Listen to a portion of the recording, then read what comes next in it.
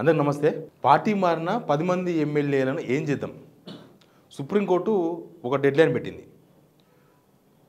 3 నెలలు టైం పెట్టింది. సెప్టెంబర్ 3 నెలలు అంటే ఆల్మోస్ట్ సెప్టెంబర్ 30 వస్తుందా? ఇది August, September, October 31 last. October 31 లోపు ఏదో ఒక నిర్ణయం తీసుకోవాలని పెట్టిన తర్వాత తర్జన భర్జన పడుతుంది దీనిపైన. ఏం చేయాలి? మళ్ళీ సుప్రీంకోర్టుకి పోయే అవకాశం ఉందా? మళ్ళీ సుప్రీంకోర్టుకు పోతే ఏం జరగవచ్చు? వీళ్ళు స్పీకర్ సేమ్ ఇదే, మీరు మా విచక్షణ అధికారంలో వీళ్ళు పెట్టొద్దు అనిపోతే సుప్రీంకోర్టు ఏం చేయొచ్చు? లేకపోతే ఇంకా ఏ ప్లాన్, బి ప్లాన్ అట్లా ఏమైనా ప్లాన్లు ఉన్నాయా? అసలు ఎలక్షన్ రావు అని రేవంత్ రెడ్డి గారు బల్ల గుద్ది బల్ల ఇరగొట్టి మరీ చెప్పిండ్రు. తీరా చూస్తేనేమో పరిస్థితి దానికి భిన్నంగా కనిపిస్తుంది. అసలు ఏం జరగబోతుంది? మంత్రి శ్రీధర్బాబు నిన్న మొన్న అన్నాడు, మాకు సంబంధం లేదు, అది స్పీకర్ పరిధిలో ఉంటుంది, స్పీకర్ నిర్ణయం తీసుకున్నాడు. స్పీకర్ సొంతంగా నిర్ణయం తీసుకునే పరిస్థితులు లేవు, దేశంలో ఎక్కడ లేవు, ఇక్కడ లేవు. స్పీకర్ ఏ నిర్ణయం తీసుకోవాలన్నా వీళ్ళ నిర్ణయం తీసుకొని చెప్పాలి, మీరు చేయంటే అది చేస్తుండే, అంతే తప్ప స్పీకర్ ఒకవేళ స్పీకరే అధికారాలు ఉన్నాయి, స్పీకర్ విచక్షణ అధికారాలు ఉన్నాయి కాబట్టి స్పీకరే ఆయన లిమిట్ ఆయన నిర్ణయం తీసుకున్నదంటే ఇప్పటికే 10 మంది మీద అనర్హత వేటు పడేది. ఎందుకంటే ఆయన ఒక ఇంటర్వ్యూలో చెప్పిండు స్పీకర్ గారు, నేను దీనికి వ్యతిరేకం, పార్టీ మారీలు ఎమ్మెల్యేలు పార్టీ మారడానికి నేను వ్యతిరేకమని చెప్పేసిండు ఆల్రెడీ. ఆయన వ్యక్తిగత వ్యవహారం, అది వ్యక్తిగతంగా చెప్పేసిండు కాబట్టి ఖచ్చితంగా వేటు పడేది. కానీ అది జరగలేదు. తీరా చూస్తేనేమో ఇది ఒక పక్క న్యాయ నిపుణులతో చర్చలు, ఒక పక్క ప్రభుత్వంతో చర్చలు, ఇవన్నీ జరుగుతూ ఉన్నాయి. అసలు రేపు జూబ్లీ సెలక్షన్తో పాటు ఖైరదాబాద్ ఉప ఎన్నిక తీసుకొచ్చే ప్లాన్ ఒకటి నడుస్తుంది. అవన్నీ మాట్లాడదాం. మాట్లాడకన్నా ముందు నా వార్తలు నచ్చినట్టయితే మీరు సబ్స్క్రైబ్ చేసుకోండి. ఆ వార్త మీకోసమే నేను చెప్పేది. మీరు ఒక 10 మందికి షేర్ కూడా చేయండి వార్తని. సేమ్ టైం మీరు సబ్స్క్రైబ్ చేసుకుంటేనే నేను చెప్పే వార్త కూడా వెయిట్ పెరుగుతుంది, కాబట్టి సబ్స్క్రైబ్ చేసుకోండి. ఇక సబ్జెక్ట్లోకి పోతే 10 మంది ఎమ్మెల్యేల ఇష్యూ అదొక పెద్ద దారం పోగు అనమాట. గుంజ కొద్దీ వస్తూనే ఉంది. దానికి ఎండుకాడు ఎప్పుడో తెలుస్తలేదు. కోర్టులు చెప్తున్నాయి, ఒక పక్క స్పీకరు మధ్యలో ఉన్నాడు, ఒక పక్క ప్రభుత్వం, ఒక పక్క బీఆర్ఎస్, ఇదంతా వ్యవహారం. అసలు ఉప ఎన్నికలు వస్తాయా? అసలు వేటు పడుతుందా వీళ్ళ మీద? రాజ్యాంగబద్ధంగా అయితే పడాలి. ఇది ఒక పాయింట్. ఏదైనా కూడా నీతి, న్యాయం, ధర్మం, చట్టం ఉంటాయి కదా. చట్ట ప్రకారం అయితే ఖచ్చితంగా వీళ్ళ మీద వేటు పడాలి. అడగవచ్చు మీరు, చట్ట ప్రకారం అయితే వీళ్ళ మీద ఎందుకు వేటు పడాలి, అంతకుముందు వాళ్ళ మీద ఎందుకు వేటు పడకూడదు, అంతకుముందు ఎందుకు కాలేదు, అంతకుముందు సుప్రీంకోర్టు ఎందుకు చెప్పలేదు? దీనికి కొన్ని రీజన్స్ ఉన్నాయి. 2/3 ఫార్ములా అనేది ఒకటి ఉంటుంది. ఉన్న వాళ్ళలో 2/3 కనుక ఇప్పుడు కూడా బీఆర్ఎస్కి వెళ్ళి ఇంకొక 16 మంది కనుక కాంగ్రెస్లో చేరితే 2/3 ఫార్ములా వస్తుంది, ఎవరి మీద వేటు పడదు. కానీ చేరే పరిస్థితులు లేవు. కాంగ్రెస్లో ఇంకో 16 మంది వచ్చి బీఆర్ఎస్ చేరే పరిస్థితులు లేవు. వాళ్ళ మీద కణత మీద గన్ను పెట్టి చేరమన్నా కూడా చేరేందుకు ధైర్యం చేయరేమో వాళ్ళు. అట్లాంటి పొజిషన్ ఉంది కాంగ్రెస్ గవర్నమెంట్ ఇక్కడ. సేమ్ టైం అంతకుముందు కాంగ్రెస్ వాళ్ళు మారినప్పుడు కాంగ్రెస్ వాళ్ళు సుప్రీంకోర్టు దాకా పోతే కదా హైకోర్టు కానీ కాడ వదిలేసింది జానారెడ్డి వాళ్ళు, సిఎల్పి లీడర్ అప్పుడు. ఆయన పట్టించుకోలేదు. అప్పుడు ఉత్తమ్ కుమార్ రెడ్డి పీసీ చీఫ్. మళ్ళీ హైకోర్టులో స్పీకర్ అధికారంలో మేము ఏళ్ళు పెట్టొచ్చా పెట్టకూడదు అనేకన్నా అయిపోయింది తప్ప సుప్రీంకోర్టు దాకా పోయి కొట్లాడదామని డబ్బులు ఎవరు ఖర్చు పెట్టాలని వదిలేసారు పోయిన వాళ్ళను. కాబట్టి అది అక్కడితో అయిపోయింది. కానీ ఇప్పుడు సీరియస్ ఉంది. బీఆర్ఎస్ వాళ్ళు పట్టు వదిలిన విక్రమార్కుల్లాగా ఒక పక్క హైకోర్టు తేల్చకపోతే సుప్రీంకోర్టు దాకా పోయింది కదా. సుప్రీంకోర్టులో కూడా పెద్ద పెద్ద లాయర్లను పెట్టి ఈ కేసును వాదింపజేసిండ్రు. అయితే ఇప్పుడేంది, ఇప్పుడు ధర్మపరంగా చట్ట ప్రకారం అయితే స్పీకర్ నిర్ణయం తీసుకోవాలి. ఇప్పటికీ 10 మంది మీద వేటు వేసేవాళ్ళే. కానీ ఇప్పుడు అవన్నీ కనిపిస్తలేవు, ఓన్లీ రాజకీయాలు మాత్రమే కనిపిస్తున్నాయి కాబట్టి వేటు పడలేదు. ఇప్పుడు సుప్రీంకోర్టు డెడ్లైన్ పెట్టింది. మరి డెడ్లైన్ పెట్టి కూడా 31 తారీఖున డెడ్లైన్ పెట్టింది. ఇవాళ మనం వచ్చేసినాం, ఆల్రెడీ 13 తారీఖు వచ్చేసినాం. కానీ ఇప్పటి వరకు స్పీకర్ ఏం నిర్ణయం తీసుకోబోతున్నాడు, స్పీకర్ నిర్ణయం తీసుకుంటాడా తీసుకోడా అనేది నో క్లారిటీ. సరే, స్పీకర్ ముందు చాలా ఆప్షన్స్ ఉండొచ్చు. ఆయన కోర్టుకు పోతాను అనుకోవచ్చు, స్పీకర్ ఆఫీస్ కోర్టుకు పోతాను నేను, మళ్ళీ నా అధికారులు పెడతామని అడగవచ్చు, లేకపోతే వేటు వేయొచ్చు, లేకపోతే అసలు పట్టించుకోకుండా నాకేం సంబంధం లేదని వదిలేయచ్చు. ఇట్లాంటి ఆప్షన్స్ ఉన్నాయి.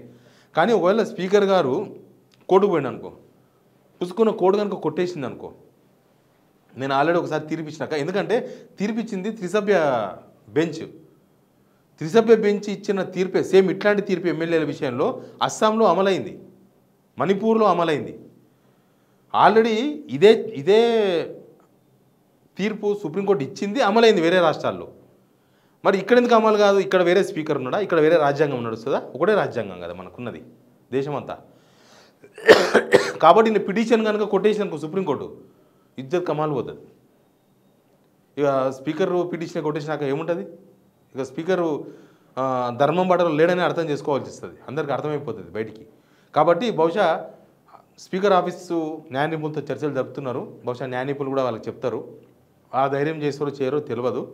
మరి నెక్స్ట్ ఆప్షన్స్ ఏంది, వీళ్ళ మీద వెయిట్ వేయాలి లేకపోతే పట్టించుకోకుండా ఉండాలి. పట్టించుకోకుండా ఉంటేనేమో బీఆర్ఎస్ వాళ్ళు మళ్ళీ కోర్టుకు సుప్రీంకోర్టుకు పోతారు, అయిపోయింది డేట్, మీరు ఇచ్చిన డేట్ అక్టోబర్ 31, 3 నెలలు అయిపోయింది, స్పీకర్ ఇప్పటికి నిర్ణయం తీసుకోలేదంటే పట్టుకున్న సుప్రీంకోర్టే టేకప్ చేసి మొత్తం డిస్క్వాలిఫై అయ్యండి చూసుకుందాం అన్నాడు అనుకో, కథ మొత్తం ఏడు దాటిపోతుంది, మొత్తం కుండవలిగినట్టు అవుతుంది. కాబట్టి వీళ్ళకు కూడా తెలుసు కొన్ని విషయాలు గవర్నమెంట్కి. కాబట్టి అంత దాకా తెగిందాకా, దారం తెగిపోయిన దాకా చూస్తారా అనేది ఒక పాయింట్. ఇక మధ్యలో ఉన్నది వేడి వేయడం. వేడి వేయాలంటే ఇప్పటికి ప్రాసెస్ స్టార్ట్ కాలేదు. ఒకవేళ సుప్రీంకోర్టు పెట్టిన 3 నెలల డెడ్ లైన్లో ఎవ్రీ మినిట్ చాలా విలువైనది. ఎందుకు విలువైనదని చెప్తుందంటే 2 పాయింట్లు ఉన్నాయి సుప్రీంకోర్టు చెప్పింది. ఒకటి, ఎవరైనా ఎమ్మెల్యే నేను బిజీగా ఉన్నా, నా ఆరోగ్యం బాగాలేదు, లేకపోతే ఇంట్లో ఫంక్షన్ ఉంది, లేకపోతే నాకు ఒక 1 మంత్ టైం కావాలి అని అడిగితే, ఒకవేళ టైం అడిగితే వాళ్ళు పార్టీ మారినట్టుగానే భావించి మీరు సీరియస్గా నిర్ణయం తీసుకోండి అని చెప్పింది సుప్రీంకోర్టు. ఒక పాయింట్ అంటే వాళ్ళ కథ వాళ్ళని దారిని నింపే అని చెప్పింది. అంటే టైం అనేది అంత వాల్యుబుల్, ఒక్కరోజు టైం తీసుకున్నా వేస్ట్ అయిపోతుంది. కానీ ఇక్కడ ఆ వాల్యుబుల్ టైం అంతా పోతుంది, వీళ్ళకి ఇచ్చిన టైం అంతా కూడా పోతుంది. ఇంకొక పాయింట్ ఏంటంటే వీళ్ళు ఒక పాయింట్ వాదిస్తుండ్రు, సుప్రీంకోర్టు స్పీకర్ను ఆదేశించలేదు, కేవలం సూచనలు మాత్రమే చేసిందని. ఓలా సుప్రీంకోర్టు సూచనలు మాత్రమే చేస్తే దానిలో కూడా ఒక క్లాజ్ ఉంది, ఏంది, ఫ్రమ్ నౌ అంటే ఆదేశాలు జారీ చేసినప్పటి నుంచి 3 నెలలు అన్నాడు. సూచనలే అయితే ఆ కండిషన్ ఎందుకు ఉంటుంది, ఎప్పుడైనా 3 నెలలు అనవచ్చు కదా, ఇప్పటి నుంచి ఈ క్షణం నుంచి 3 నెలలు అన్నది సుప్రీంకోర్టు అన్నప్పుడు అది సూచన కాదు, తీర్పే, అది కండిషన్ అనేది అర్థమవుతుంది మనకు. ఇదంతా నడుస్తుంది. ఈ నడుస్తున్న టైంలో కాంగ్రెస్లో డి ప్లాన్లు కూడా నడుస్తున్నాయి. ఏంది ప్లాన్లు అంటే,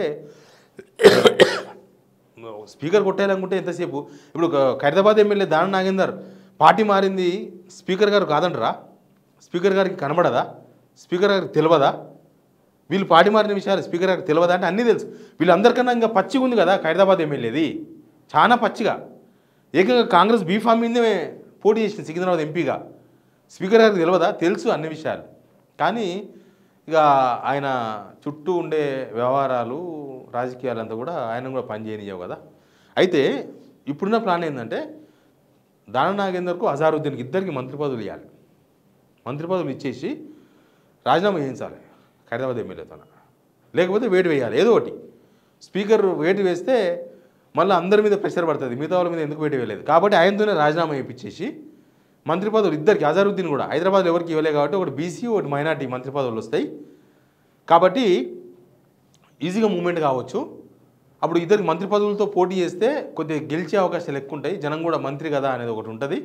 సేమ్ టైం అధికారులు పోలీసులు అంతా సపోర్ట్ చేసే అవకాశం ఉంటుంది, మంత్రులుగా ఉంటే వాళ్ళ ప్రోటోకాల్ ఉంటుంది, అవన్నీ ఉంటాయి. కాబట్టి ఇద్దరికి మంత్రి పదవులు ఇచ్చి, Azharuddin candidate no doubt, Jubilee Hills Chiranjeevi Balakrishna Ramakrishna ఎవరు వస్తలేరు, అజారుద్దీన్ వస్తున్నాడు అనేది కాంగ్రెస్ కార్యకర్తలు కానీ కాంగ్రెస్ చెప్తున్నారు, అజారుద్దీన్ ఫైనల్ క్యాండిడేట్ అని చెప్తున్నారు. ఆయన మొన్ననే ప్రియాంక గాంధీ కూడా కలిసి వచ్చిండు, నాకే ఇవ్వాలి అవకాశం అని, రాహుల్ గాంధీ కూడా కలిసిండు, బహుశా అది ఫైనల్ అయినట్టుగానే కనిపిస్తుంది.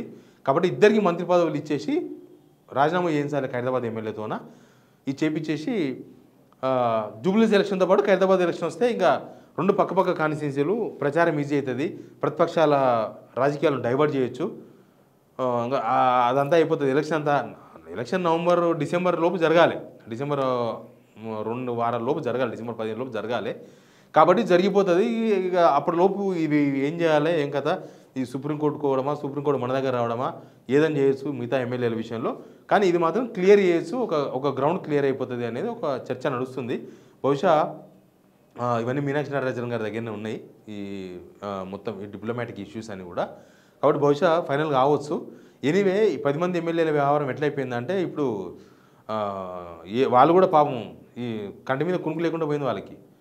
ఎందుకంటే వీళ్ళు మస్తు చెప్తారు, రేవంత్ రెడ్డి ఎలక్షన్ రాదని చెప్తాడు, స్పీకర్ని అడిగితే నాకేం తెలియదప్ప చెప్పాలి, వాళ్ళే గవర్నమెంట్ చెప్పాలని అంటాడు.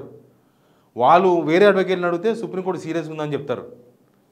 కొంతమంది విజయవాడ అడ్వకేట్లు ఉన్నారు వీళ్ళకు, కాంగ్రెస్కు విజయవాడ అడ్వైజర్స్, లాయర్ నిపుణులు, లీగల్ అడ్వైజర్స్ ఉన్నారు విజయవాడ పనిచేస్తూ, వాళ్ళతో మాట్లాడతారు వీళ్ళు, వాళ్ళని సంప్రదిస్తారు. ఈ ఎమ్మెల్యేలు ఆయనకు ఫోన్ చేసి మాట్లాడతారు. ఆయన వైఎస్ రాజశేఖర్ ఉన్నప్పుడు అసెంబ్లీ లీగల్ అడ్వైజర్గా ఉండే. ఆయనకు ఫోన్ చేసి మాట్లాడితే ఆయనేమో ఏం కాదు చూసుకుంటామంటాడు. ఏం జరుగుతుందో తెలియదు కానీ మొన్న మధ్యలో కడియం శ్రీహరి మాట్లాడింది కూడా విన్నారు కదా. ఏ పార్టీలో ఉన్నారంటే ఏ పార్టీలో ఉన్నానో ఆ పార్టీలోనే ఉన్నా అన్నాడు. అంటే వీళ్ళు ఇంకా బీఆర్ఎస్లో ఉన్నాం, కాంగ్రెస్లో చేరలేదని చెప్తున్నారు. ఇదంతా కూడా ఒక స్ట్రాటజీ. ఈ స్ట్రాటజీ గవర్నమెంట్ స్ట్రాటజీ. ఆ స్ట్రాటజీని స్పీకర్ అమలు చేస్తారు. వీళ్ళ పరిస్థితి వీళ్ళకేమో గుండె డబ్ డబ్ డబ్ డబ్ అని కొట్టుకుంటుంది టైం దగ్గర పడుకొద్ది. ఇక్కడనేమో నిమ్మలంగా స్పీకర్ గారు ప్రభుత్వం దిక్కు చూస్తున్నారు. ప్రభుత్వం ఏమో చూద్దాం ఏం జరుగుతుందో అని చూస్తున్నారు. ఏం జరుగుతుందో మనం కూడా చూద్దాం. బట్ ఇవైతే ఆప్షన్స్ వీళ్ళ ముందు ఉన్నాయి. Please subscribe signal TV.